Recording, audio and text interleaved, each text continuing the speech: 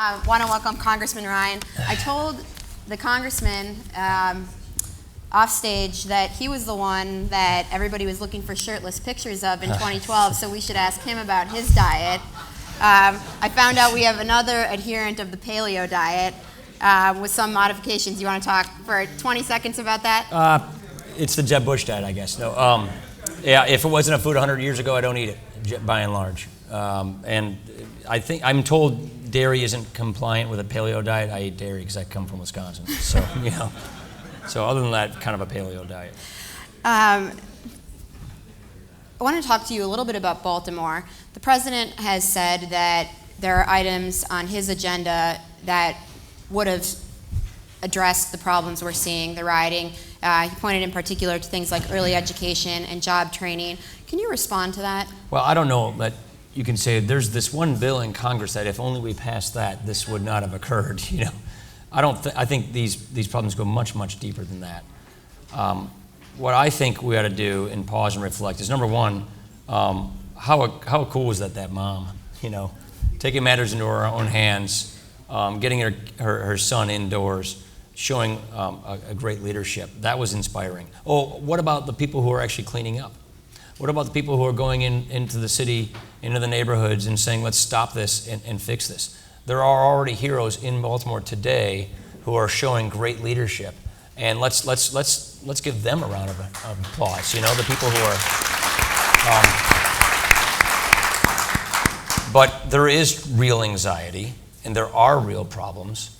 And let's go into communities, not when all the TV cameras are on, and listen and learn and collaborate and offer solutions. And then I've been doing this for the last few years. What I get out of this is we just completed a 50-year war on poverty, trillions of dollars spent, and the poverty rate's just as high as it was when we started it. Deep poverty is at near an all-time high. So maybe we ought to rethink this. And what I would argue from looking at these issues quite extensively is today we measure success on this war on poverty by how many government programs can we create, how much money can we spend, how many people go on these programs. We're not measuring it based on are we getting people out of poverty? Are we restoring upward mobility? Are people actually getting on the ladder of life and rising? We're not. And so let's go from an input-based, effort-based measurement to an outcome-based, results-based measurement, and let's make that success. And if you look at the world that way, I think it's an enormous indictment on the status quo. I think it screams out for a new round of what I would call welfare reform. And welfare reform, just so you know, it's not an exercise in saving money, it's an exercise in saving lives. And let's get at the root of the problem. And what I would argue, I can go on and on, I get a real passion about this, is there are heroic people already in these communities doing amazing things, getting people off of drugs, getting people back into the workforce, redemption. Go to opportunitylives.com and watch the Comeback miniseries that we have out there that just shows these phenomenal stories. Let's learn from these people. They're not coming to Congress saying, I want more government. They're saying, get government out of my way so I can go do more good works.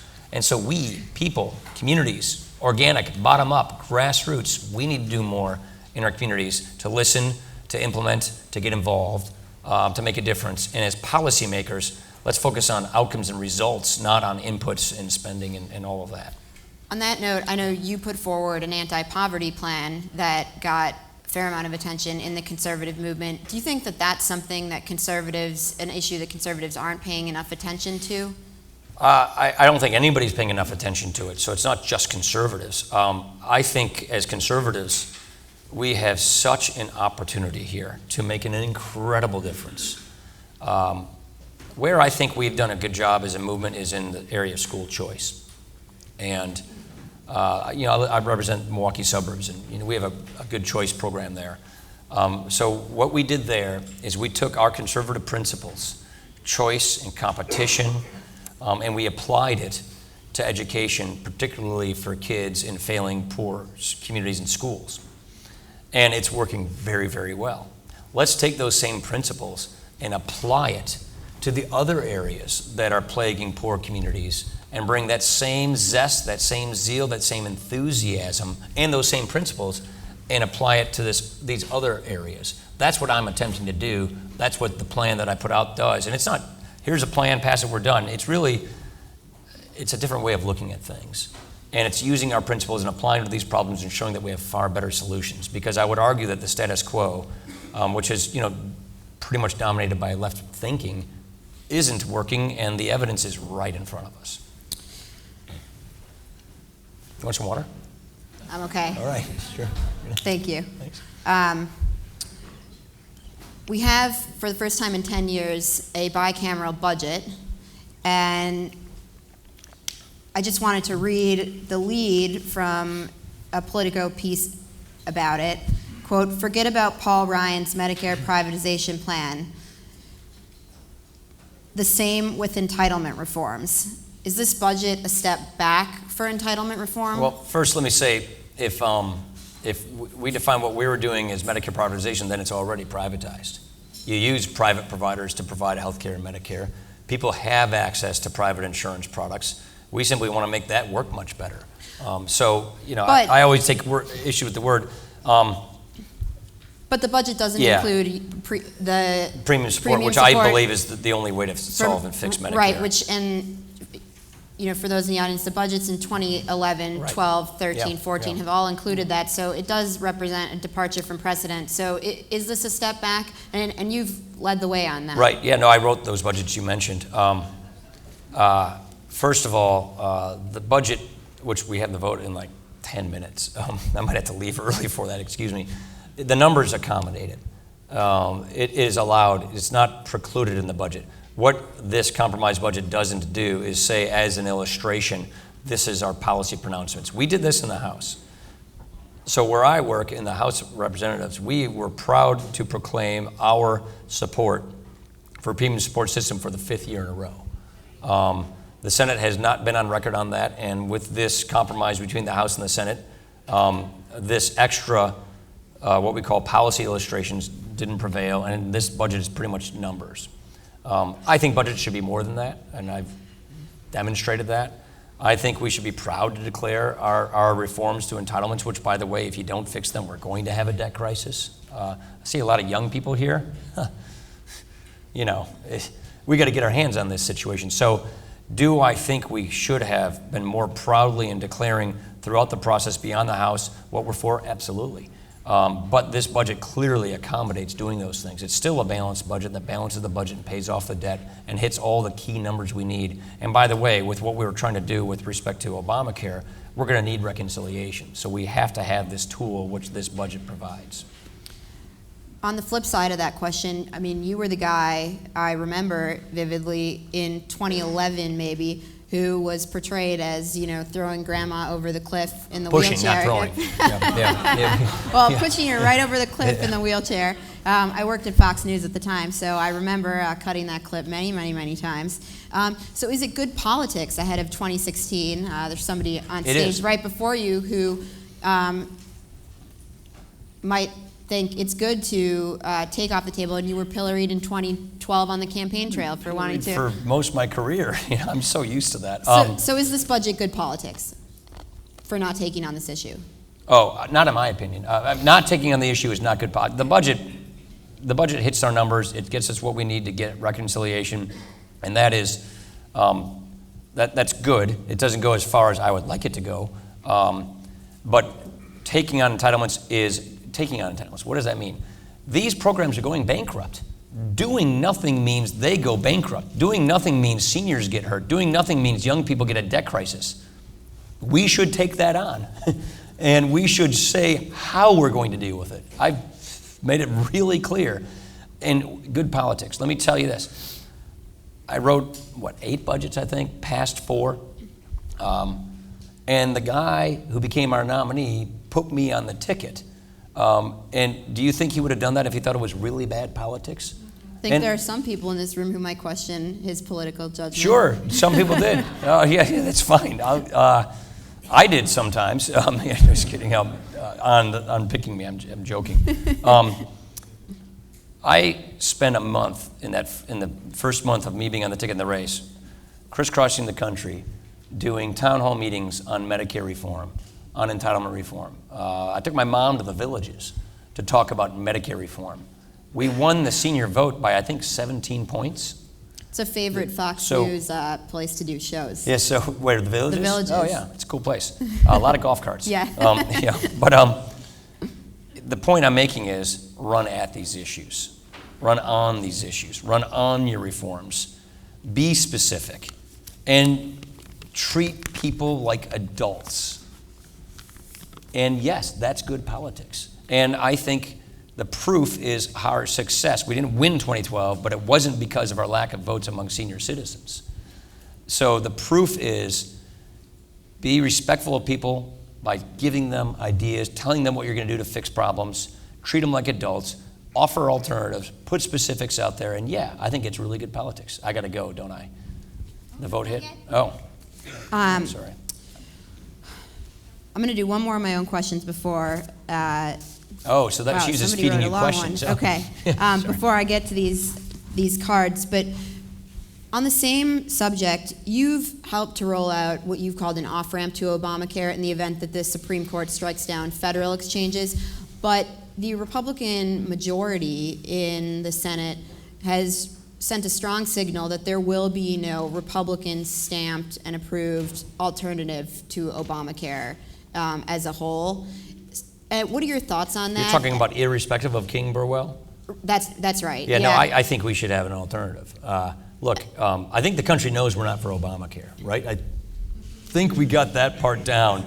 I just wanted to add that I think the reasoning behind it has been it leaves an opening for a 2016 candidate to put his or her support behind that plan and to lead on the issue. So what are your thoughts on that? I believe in the battle of ideas. I think we should put a plan. I'm working on one myself with my colleagues in the Ways and Means Committee.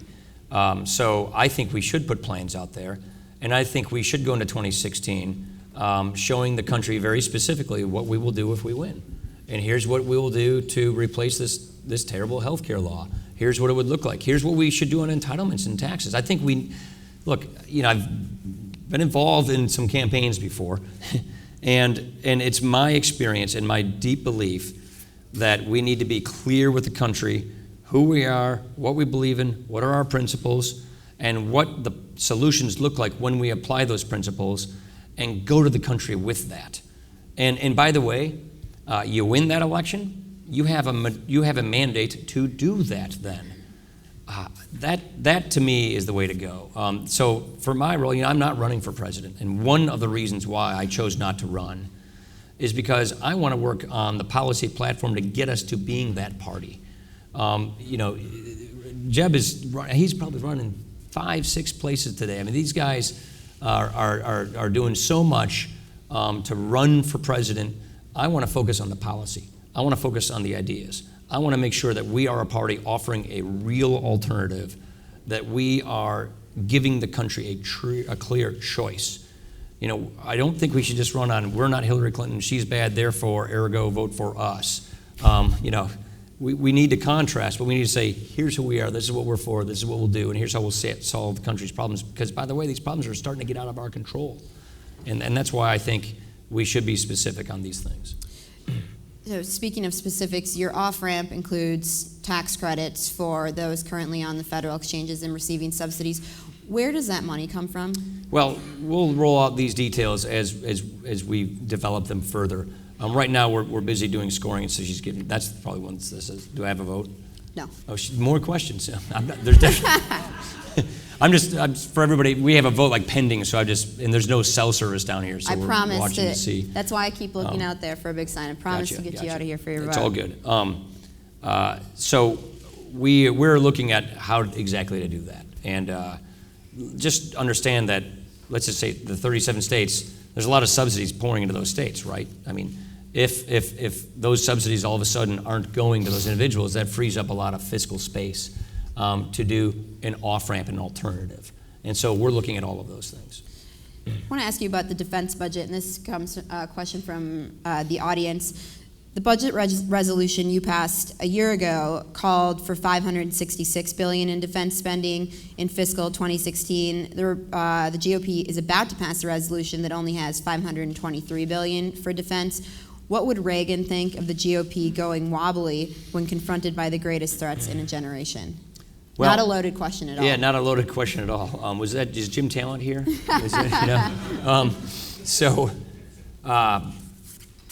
We need a new president. And I mean, that's what I basically say. We need to rebuild our budget and redesign it. And with this president, we can't do that. I tried for 6 years. So we need to get our entitlements under control. We need to reform our entitlements, and we need to rebuild our military. And right now, you have a president that says, well, maybe I'll do a little bit more for the military, but raise a lot of taxes and spend a lot more money in other areas of government. This is the president who's giving us these budgets that whack defense hard. Just this year, he gave us a different budget, and I don't think that was the budget he really wanted us to give. So, look, I am in the camp that believes we've got to do so much more to rebuild our military. We have a budget that comes in above where the Obama budget is on the military. But in a new presidency, we're going to have to rebuild the budget so that we get our entitlements reformed. And we do cut spending where we need to cut spending. There's a lot of areas to do that. And we rebuild our military. And we don't finance it with a massive tax increase on hardworking taxpayers. We do it by getting our government to live within its means. Why doesn't Congress use zero-based budgeting? I'm all in favor of it. I've passed the Woodall bill twice now, I think. And I expect Tom Price is going to be marking that bill up again and passing it again. Now that we have a Senate, we've been pitching those bills to the Senate during my tenure as budget chair, and guess what? Harry Reid, never brought it up. I believe that Tom Price is moving to these issues, budget process reform issues, after the budget, and I expect that he'll probably bring that bill. Rob Woodall is the author of that, along with Louis Gohmert. I believe that he'll bring that bill out and we'll send it to the Senate and hopefully have a better outcome this time. We have one Republican presidential candidate who has proposed a flat tax and abolishing the IRS. Can you get your thoughts on that? Is it feasible? Yeah, I've always been a flat taxer. That's been my choice of preference, preferable tax reforms. That's the one that I worked on when I was working on the Hill and worked for Jack Kemp. So my goal is to, again, we need a new president. Have I mentioned that already? My goal is to, in the next session of Congress, do comprehensive tax reform. We're going to see if we can do some things right now, especially dealing with international rules and letting businesses bring their capital back. But my goal in the next session of Congress is to do comprehensive tax reform. And I want to have a vibrant debate among Republicans about what that looks like. And so we're looking at all these different ideas. Woodall, again, he's got a bill he wants to look at. Nunes has one. But I think the flat tax, that direction is probably the best way to go in my personal opinion, but I think we need to have a big debate about tax reform, and then we need to show the country that this is what we're going to take on in 2017. And then in 2017, I want to do comprehensive tax reform across the board, families, individuals, businesses alike. Can we or should we abolish the IRS? In a flat tax, you don't abolish the IRS. And I've never seen a flat tax bill that does abolish the IRS. I would like to make the IRS, the tax code, so flat and so simple that we don't have to worry or feel threatened by the IRS. I can go on and on about this one. We're in the middle of an investigation on the IRS right now. Among the fact that they targeted people based upon their political views, that they far exceeded their authority, and we just passed 7 bills 2 weeks ago dealing with that in the House. They have a tax code that is so complicated, so packed with special interest carve-outs, that it gives them so much discretion and subjectivity. Let's take that away so that we have a tax enforcement or collection agency that is objective, so that we have a very simple system, so that next time we're talking about the IRS, we don't think too much about it because they're not in the middle of our lives telling us how to live our lives, what healthcare plan to pick, and all of the rest. So dramatic tax simplification fixes that problem, in my opinion. You talked about having a vibrant debate within the conservative or among Republicans about tax reform. I think that debate has been happening in the conservative movement between people who want to see the rate on top income earners come down, and those who would like to focus on middle income earners. I know Rich asked Governor Bush about whether he supported child tax credit, a big child tax credit, $2,500 child tax credit. What are your thoughts on the tension between those two, and where do you fall? Yeah, so because I'm chairman of the Ways and Means Committee, I want to invite more people to bring their ideas to the table, their tax reforms to the table. So I try not to criticize any one particular person's plan because I want to encourage more plans to come so we have that debate. But do I think we need to lower our rates across the board, including especially the top rate? Absolutely. Look, I mean, 80% of American businesses, they don't pay their taxes as corporations. They pay their taxes as people. We call them pass-throughs, like subchapter S corporations or partnerships. And our top effective tax rate today is 44.6%. The industrial average tax rate for businesses in the industrial world, it's 25%. The corporate rate's 35%. We're losing in competition.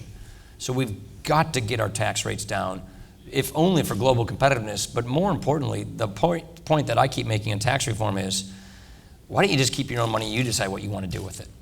I mean, the way it works today is you pay your taxes, you send your money to Washington, and then if you engage in behavior that Washington approves of, or that some group got Washington to get you to approve of, then you can have some of your money back. I would rather just lower our rates across the board and let people keep their own money, invest their own money, and do what they want with their own money, because it is their money.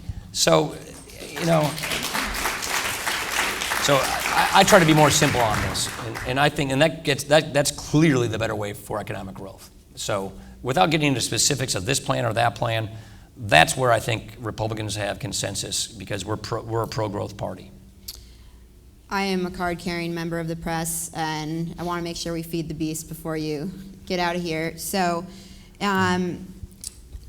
what advice do you have for the many people who are aspiring to be the vice presidential nominee right now? And I know you mentioned, I'm going to pack two into one. I know you recently mentioned in an interview that running for office requires you to sanitize parts of your personality. So what parts of your personality did you have to sanitize when you were running in 2012? That's a really good question. When you go on a ticket, you feel that you feel the pressure not to mess up the race that somebody else built and put together that had been running for 6 years. You're there for 3 months. So, you have an obligation that you want to not disturb or disrupt or mess up the nominee. So you have, being a running mate, you have a little bit of a different pressure. What I find, and you got to go through these experiences to get them, is there's all this pressure to not gaffe, to get it right, to say things just appropriately and just exactly right, because there's all this attention. Don't worry about that stuff, and just be yourself and be sincere. Governor Bush is saying no in the back there. Yeah, right. I mean, honestly, I mean, I just watch Hillary Clinton. I can just tell there's all this, gear turning in her head, thinking, and it's probably because she had 15 people telling her in the van on the way to the event, don't do this, don't say that, don't do this, don't say that, don't say that. Just be yourself and tell people who you are, what you believe, and what you're going to do, and risk losing as a result of that. But it will be a heck of a lot more fun, and I think people will much more appreciate the sincerity. To be a really good candidate, in my opinion, is you got to be willing to lose the race because of that. But I think you'll be a more authentic person. You'll feel better about yourself, and people will actually feel a better connection to you because you're not just giving them the line. So, what I learned as I went through it is first you get your sea legs, then you understand how the scrutiny and the crush of it all works, and then just get through that fast, and then go be yourself, and don't worry about the sanitizing. That basically consultants and people they're so risk averse that you just got to worry about being too risk averse. So what parts of you didn't we get to see in I don't 2012? That's a good question. I don't know. We didn't know about the paleo diet, I don't think. The paleo diet. I don't know. But it was a fun experience. I enjoyed it. I had a great time, actually. So much that you came back for a second round to run again. Right. Yeah. No, well, I mean, look, people make their own decisions. I can make a huge difference for our country as chairman of the Ways and Means Committee. our kids are 10, 11, and 13, and I'm home on weekends. So, you know, everybody makes their decisions. I made mine. But I think I can make a big difference where I am. But running for president, I mean, I didn't run for president, but running nationwide is an exciting thing. It's an incredible privilege. And do it without regrets, and do it by being yourself. That's the advice I'd give. My final question to you before I let you loose to go vote. We're at the Ideas Summit, so who are your current intellectual lodestars in the conservative movement? I said current because it's not like I changed them. I'm not going to allow you to say Ayn Rand. Oh, yeah, that's right. Well, it's the founders. So, it's living. Oh, living. Oh, living. Yeah, who are the current people you look We don't. I like the dead list better. You know, I like the Austrians. I'm a Hayek Mises guy. You already violated the rule. I already violated your rule. Living. I'd have to give some more thought to that. I think Rich Lowry at the National Review. I was going to say it also can't be anybody in this room. In this room. Well, he's not in the room. I think he left. Yeah, that's a good question. I'm so focused on classics. I go back and I got Bastiat in my briefcase right now. You know, I try to go back and get these things to keep your mind fresh on this, and then look at how you apply these principles today. So there are so many people. I hate to give you a list and then exclude people, but National Affairs has good articles, National Review, the think tanks, AEI, Heritage, Cato, you know, CEI. I read all that stuff, and I get great ideas from them. And so I don't know that I'd say that there's one great, fantastic thinker out there, because it's not as, I mean, I'm a classical liberal. I like going back to the core, to the basics, and then reapplying it to the times. So. Well, thank you so much for taking the time. Really, really appreciate it. You bet. Yeah. Thanks.